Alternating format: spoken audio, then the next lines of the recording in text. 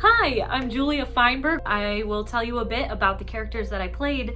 I love talking about them. Sadie was one of my characters, my personal favorite, because she is a part of this gorgeous song called No Windows that she sings as a trio with Francis and another fellow patient in this asylum that she's in. And she has been in this incurable ward where they basically just stash people they felt they could not help at the asylum to basically just like rot in a cell. And it's really heavy and dark to play someone who's in that position.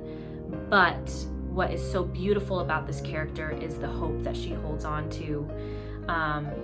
She is a support system for Francis, for her fellow patient, and also, you know, she holds on to hope basically because there's a little crack of light in the ceiling where she sees the daylight and she can hold on to that world that exists outside of the asylum. So it's really touching and moving.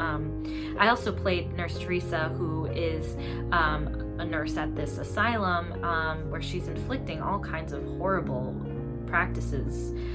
You know, this took place in the 40s, so obviously mental health care was not up to standard, and they were doing some crazy experimental horrible things to people. But I genuinely think that Nurse Teresa was there to help and really believed that she was there for the good of the people. I do think as the timeline went along, she was a little skeptical and you know, worried, especially for Francis, as they're literally giving electroshock therapy. I mean, this horrible stuff. She could see that there was clear pain happening and she still did it, but I would like to think that as she gets older and less naive, she realizes that was not the right thing to do.